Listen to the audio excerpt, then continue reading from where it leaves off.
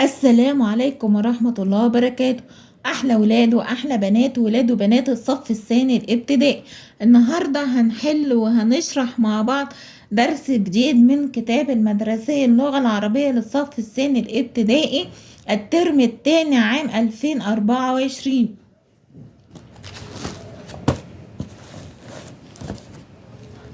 هناخد النهاردة المحور الرابع التواصل.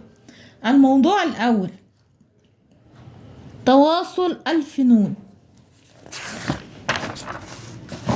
قصة الاستماع، زيارة إلى المدرسة.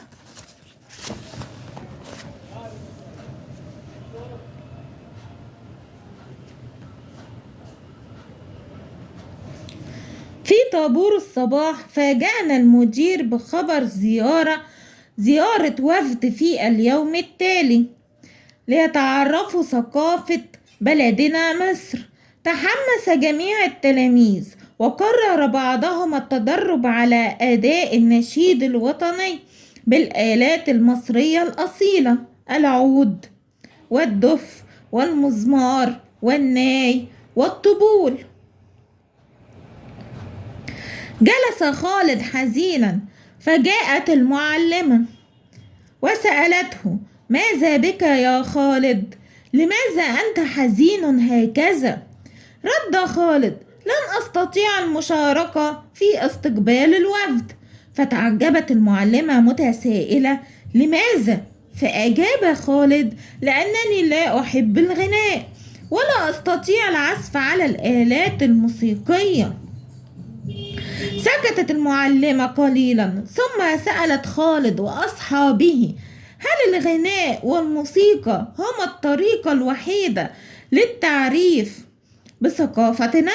فأجاب أحمد مسرعا: لا، فالرسم من الفنون التي تظهر ثقافة البلاد أيضا، لذا سنقوم بعمل معرض صغير لعرض لوحاتنا التي تعبر عن حضارة مصر وجمال مناظرها وعراقة تاريخها. نظر أحمد لصديقه خالد وقال له: ولكنك يا خالد لديك موهبة رائعة تستطيع المشاركة بها.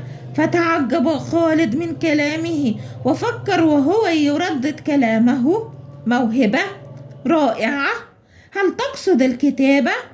ردت المعلمة: بالطبع يا خالد، فأنت كاتب ماهر. هيا يا خالد، فكر وقرر ماذا ستقدم لنا.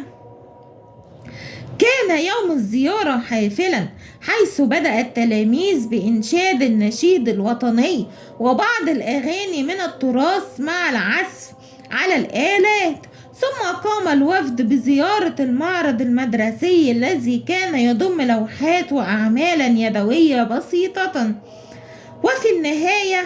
وفي نهاية الزيارة ألقى خالد شعرا من تأليفه تحدث فيه عن مصر وحضارتها وتاريخها العريق، فانبهر الجميع بشعره وصفقوا له. أبدى الوفد إعجابه بهذا التعريف عن الثقافة المصرية وتمنى أن تكرر الزيارة مرات ومرات.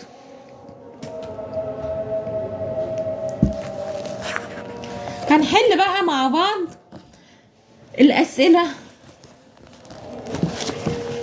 على الدرس. ارسم دائرة حول كل صورة تعبر عن مصر. طبعا اللي هنا العلم ده مش علم مصر خالص، ده هنا علم الفلبين، طبعا مش هنحط عليه دايرة. وهنا الكتاب المدرسي اللغة العربية ده بتاع بلدي مصر، يبقى هنحط دايرة عليها. ده زي ياباني، مش هنحط دايرة عليه لأنه مش تبع مصر. دي مكرونة، أكلة المكرونة. أكلة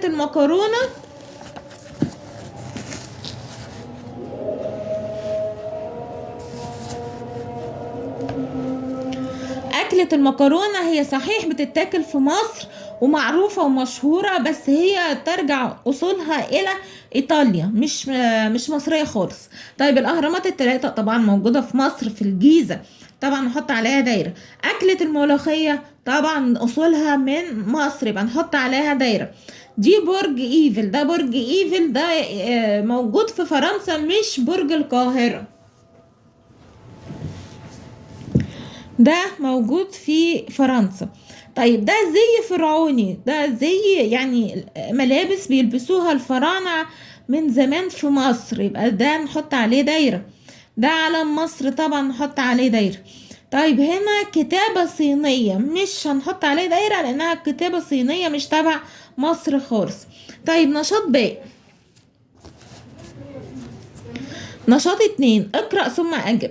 رقم ألف، سيزور المدرسة نقط العائلة، وفد، أولياء الأمور. وفد.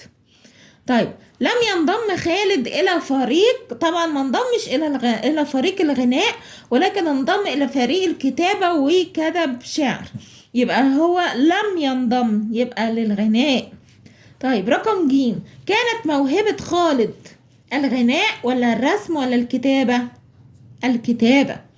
طيب رقم د، شارك خالد يوم الزيارة بإلقاء شعر عن ايه؟ الأم ولا مصر ولا المدرسة؟ مصر. طيب رقم ه، ضع عنوان جديد للقصة.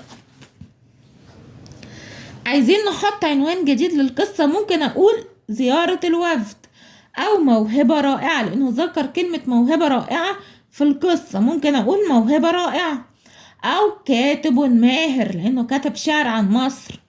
تمام، أي عنوان من دول ينفع. طيب رقم واو، فكر في الكلمة التي ألقاها خالد يوم الزيارة وعبر عنها بجملة. هقول مثلا ما أعظم حضارة مصر وتاريخها.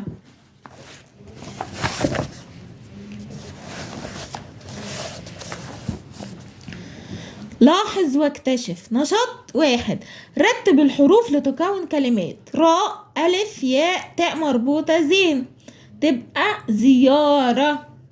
زيارة. طيب قاف، فاء، ألف، تاء مربوطة، فاء. التاء مربوطة دي في آخر الكلمة مش في أولها، هتبقى ثقافة. ثقافة.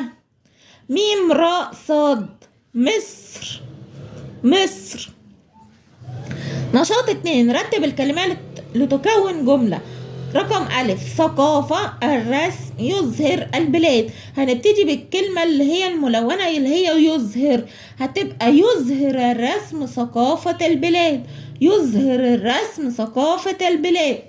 طيب رقم باء، تدرب غناء التلاميذ النشيد على الوطني. يبقى تدرب التلاميذ على النشيد الوطني، على غناء النشيد الوطني. تدرب التلاميذ على غناء النشيد الوطني. رقم ج، التلاميذ بلدهم والكتابة، عبر بالرسم والغناء عن. هتبقى عبر هي أول كلمة، هتبقى عبر التلاميذ بالرسم والغناء والكتابة عن بلدهم، أو عبر التلاميذ بالرسم والكتابة والغناء عن بلدهم. طيب رقم 3، نشاط 3، احذف الحرف الأول من كل كلمة وخمن الكلمة الجديدة وارسمها كالمثال. مشمس، هنشيل حرف الميم هتبقى شمس وهنرسمها زي ما هو راسم كده. فكرة، هنشيل حرف الفاء لأنها أول حرف من الكلمة، هتبقى كرة، هنكتبها هنا ونرسم كرة. جمال، هنشيل حرف الجيم هتبقى مال وهنرسم مال، 10 جنيهات، 5 جنيهات، أي حاجة. طيب أنهار، هنشيل حرف الألف هتبقى نهار، هتبقى شمس، قصدي نهار يعني فيها شمس، مش هنرسم قمر وهلال ونجوم، هنرسم النهار. طيب رقم 4، اكتب بخط النسخ. بلادي بلادي بلادي لك حبي وفؤادي. الطفل هيكتبها بخط جميل مع التشكيل. بلادي بلادي بلادي لك حبي وفؤادي. وبكده قد انتهينا من درس النهارده، واشوفكم على خير المره القادمه، وما تنسوش تعملوا لايك وتفعلوا زر الجرس عشان يوصلكوا كل جديد. مع السلامه.